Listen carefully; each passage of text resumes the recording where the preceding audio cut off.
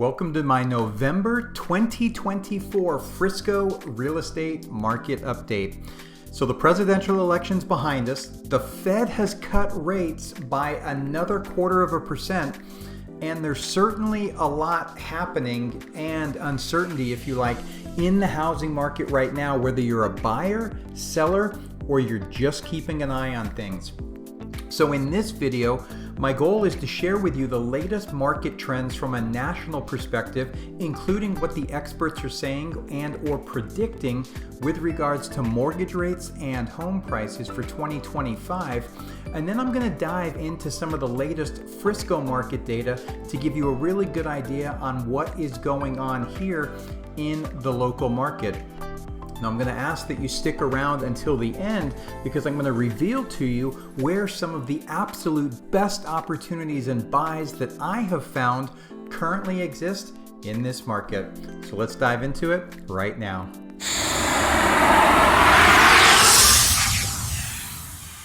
Hi, this is Andrew with the Andrew Smith team, eXp Realty here in Frisco, Texas. And from the national perspective, looking at things on a broad picture, if you like, I'm really going to focus in on mortgage rates and home prices, as those are the two things that I know are on everybody's mind. And there's a lot of questions about where they're going to go. And if the last couple of months have shown us anything, it's with regards to mortgage rates, the only thing that we know for certain is how uncertain they are. Now, as I was preparing the information to record this video, I went back and looked at some of the market updates I did earlier this year in March and April. And I couldn't find one expert that predicted mortgage rates were going to be hovering around 7% at this time of the year. So it just goes to show mortgage rates, I'm not trying to predict them. Even the experts can't predict them who work on this all the time. And there's definitely a lot of volatility there. But there are some insights that they have, and they're starting to give us a general idea of where things are heading. And you know, I talked to some potential home buyers in the last week that I hadn't spoken to in a couple of months. We'd exchanged some emails, but we hadn't really talked because they put their plans to buy on hold due to rising mortgage rates. And I can completely understand that. But in talking to them this last week when they came back, I'm like, what changed? Why are you considering making a move again now? Because rates aren't really much better than when they were back then. And they said, we've come to realize that we can't put life on hold forever. We have plans and there's things that we want to do, and we might not be able to get everything that we want right now, but it's more important for us to go ahead and move forward and get on with life, and we'll refinance down the road if and when rates come back to where we hope they're going to be. And that's a sentiment I've heard from several different people. And again, and everyone's situation is different, and only you can decide what is in the best interest for you and your family. Now, that being said, I will say that the current projections are that mortgage rates are going to decline in 2025. In fact, Fannie Mae, the Mortgage Bankers Association, the National Association of Realtors, and Wells Fargo are all predicting rates to decline. Let me show you what I mean. All right, so this is the latest mortgage rate projection that just came out in November, actually just this past week, November 5th. So here what we're looking at is we've got Fannie Mae, the Mortgage Bankers Association, Wells Fargo, and NAR. And this is tracking where actual rates will be, and here's where we are right now. And if we look at where this trend line is going and look at where this is at, all of them are somewhere between 5.5% and about 6% next year in the fourth quarter. Is that exactly what's going to happen?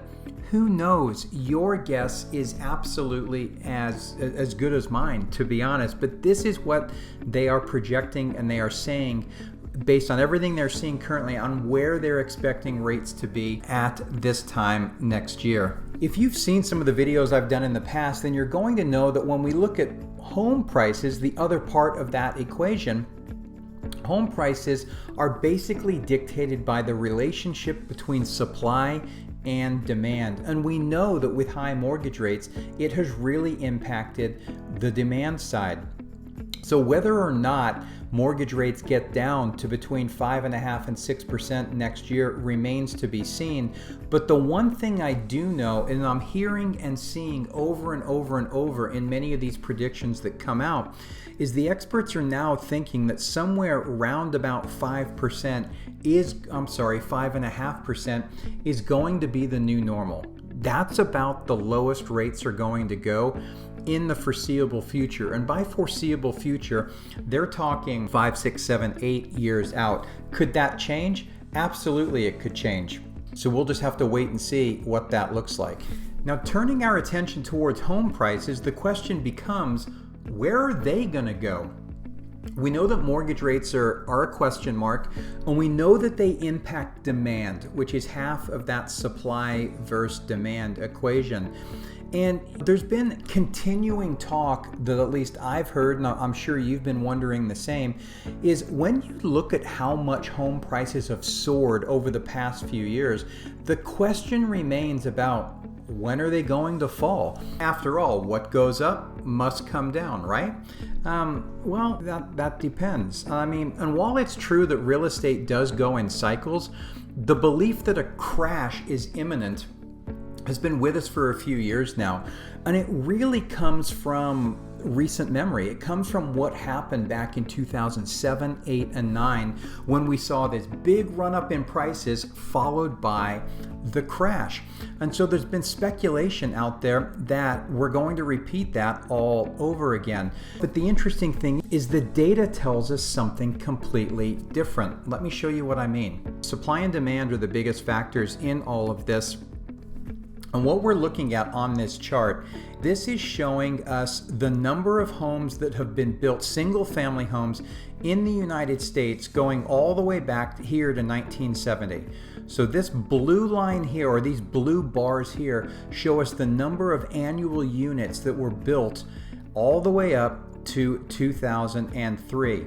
The green years, it shows us that there were 4 consecutive years of record-setting number of homes built. All right, and then it dropped back down again here. So this is 2005, 6 into 7. Then the crash. We all know that the crash has happened, but look at the last 15 years. That's the area over here shown by these red bars. So the idea that we've got a glut of supply and that we're oversupplied, which is the other thing that you really need for home prices to drastically fall. You've got supply and demand. So it's not enough for just demand to fall, because you've got to have an excess of supply coupled with low demand. And we don't have the excess of supply.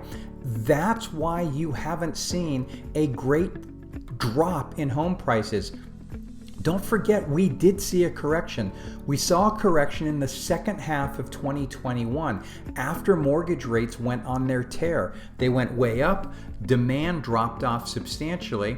As a result, we saw home prices fall. But most areas of the country have now seen home prices come back to where they were before that happened and exceed them. So the correction people are hoping for or looking for already happened. It happened then, and there's nothing to indicate that there's another one imminent. I can't predict the future. I don't know exactly what's going to happen, obviously, with the economy or with anything else in the year ahead. But when you look at it strictly from this perspective and you look at solely what the data is telling us, there is no sign of anything. I'm going to show you some information in just a minute specific here to the DFW market that's going to let you be another reason why you shouldn't be waiting for a huge price drop in the market here. But with all these things being considered, the experts aren't predicting anything sort of runaway pricing over the next year, but they are now forecasting prices to go up. So this is the latest home price appreciation forecast as of November 5th, and it looked at 10 different forecasts. So you've got Moody's Analytics all the way through to Goldman Sachs. So a low of 0.3% to a high of 4.4% in the annual appreciation for 2025. The consensus or the average of all 10 is right around 2.5% for the year. So we'll have to wait and see. Obviously, home prices in 2024 have stayed much more resilient than anyone originally expected them to. But what about short sales? What about foreclosures? I've been hearing that those are coming back, right? There's a problem with these mortgage rates and the way the economy's going and everything like that. It's gotten so expensive. Inflation's taken its toll. That's going to cause the home prices to come down, right? And I understand completely where everyone's coming from with that train of thought and agree to a certain extent. But the idea that going to force a decline in housing, I'll be honest, it's a little bit premature, because the situation now and the situation in 7, 8, 9, basically when the great crash happened, is completely different. There's one key factor that's substantially different now than it was then. And in doing some research, I recently found this from the Federal Reserve out of St. Louis. All right, so what you're looking at here is a measure of equity, and historic home equity is the difference. So if we go all the way back to when the market crashed, right here, you had total household debt, so total mortgage debt of $9.7 trillion against homeowner equity of $8.2 trillion. People were upside down. And that's where the whole concept of strategic defaults came from.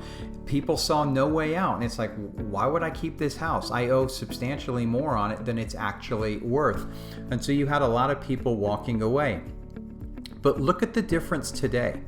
Right now, we've got $13.2 trillion in outstanding mortgage debt against homeowner equity of $35.1 trillion.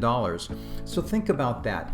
Even if home prices were to fall, call it 20%, and that eliminated $7 trillion in homeowner equity, you'd still have $28 trillion in equity against $13.2 million in homeowner debt.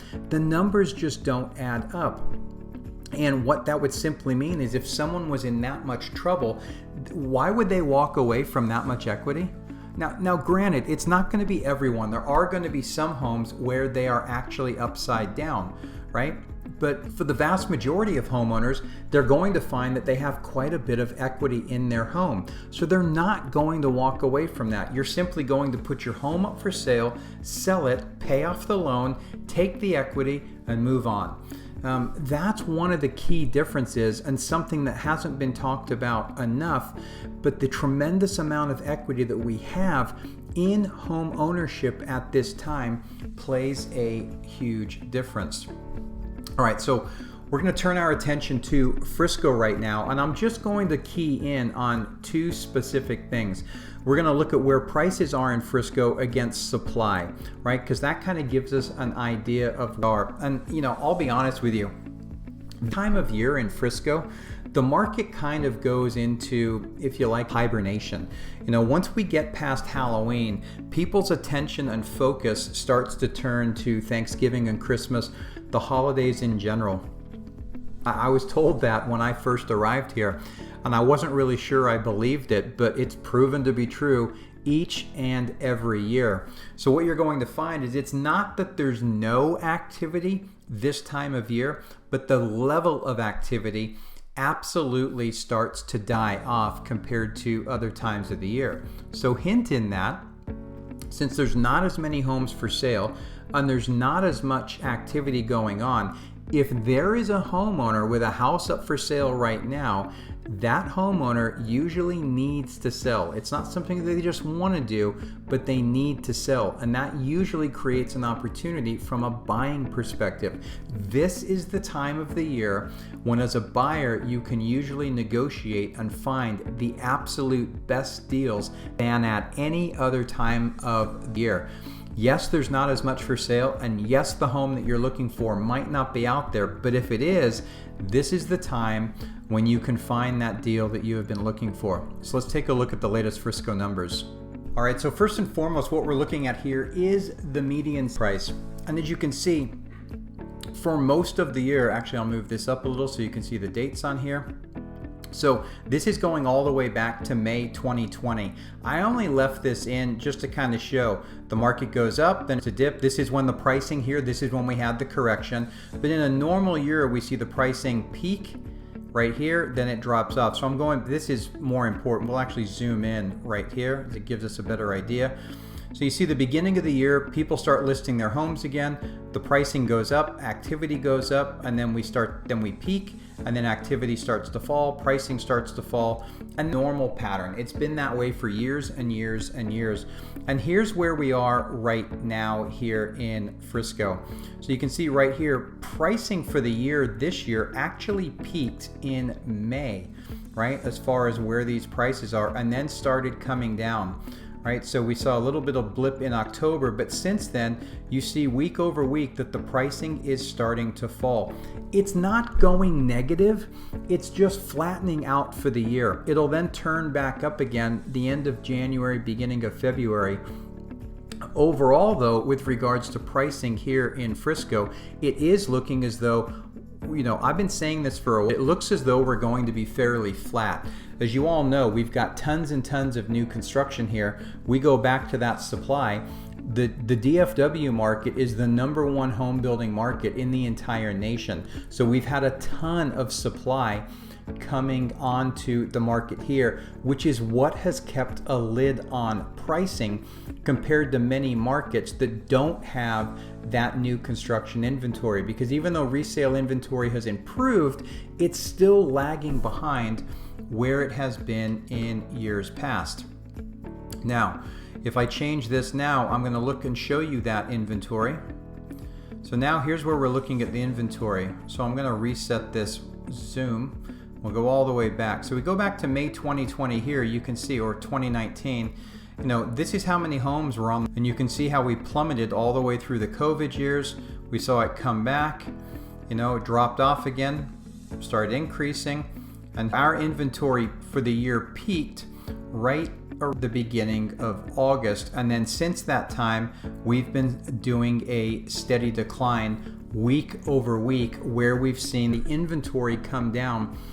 And that will continue now all the way through the end of the year to January. But overall, what we're seeing here, the bottom line, is that we're seeing a very normal pattern in our Frisco market currently. So again, there's nothing in the data anywhere to suggest that we're going to see a great big dip, that we're going to see any problems or changes whatsoever. And with that in mind, I wanted to share this with you. Very, very interesting. So Dallas-Fort Worth is predicted to be hottest real estate market in the nation in 2025, largely due to continued demographic growth. I'm not going to go through this entire article, but the bottom line on this is this report is put out by Pricewaterhouse conjunction with the Urban Land Institute, and it's a result of talking to and compiling data from over 2,000 industry experts.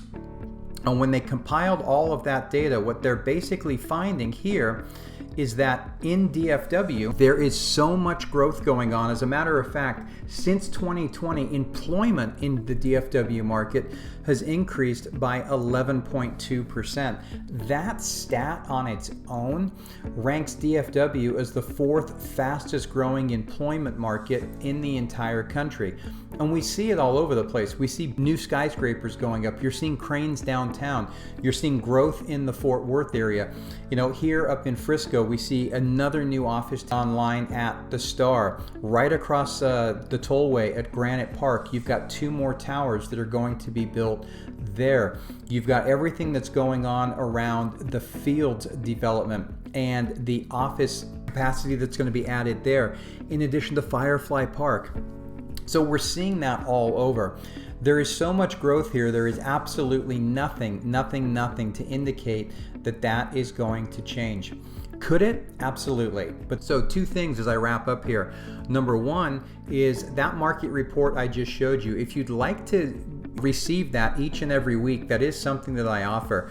In the description below, I do have a link to that market report. I've also got a QR code up on the screen where you can scan that and be taken directly to that Frisco market report, where you can sign up to receive that information for any city or zip code in the entire country.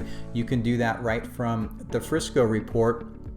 And also, as promised right at the beginning, this time of year represents a unique opportunity for anyone in the market to buy a home, especially new construction.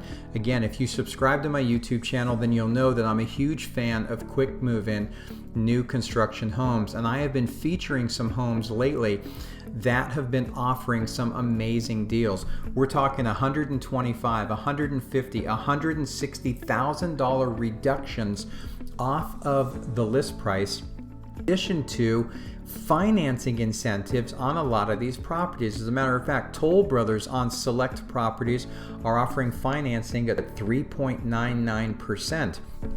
So one of the things the new builders have done to combat the current market environment, and they're able to afford to do it, is they're buying interest rates down. So in addition to having the supply, they're tackling things from the interest rate side as well. But with year end approaching, anything that's done, the builders want off their books, and they are willing to deal on those properties. So if you've got questions about that, you'd like additional information, want to know if there's any homes that fit that or fit the criteria that you're looking for, that you could possibly get an absolutely screaming deal on, then I invite you to reach out. QR code up on your screen now will link you directly to my calendar. I've also got a link to that in the description below, where you can schedule a free 30-minute consultation with me to go over your current requirements, and I'd be more than happy to help match you with the builder and the community that best suits your needs. So I'd like to thank you for watching this report today. Hopefully you found value in this. If you have and you want to receive more information, please go ahead and like this video and subscribe to this channel, as I put new videos out each and every week on our local real estate market. And I invite you to stick around, because I know you're going to enjoy one of these videos coming up next.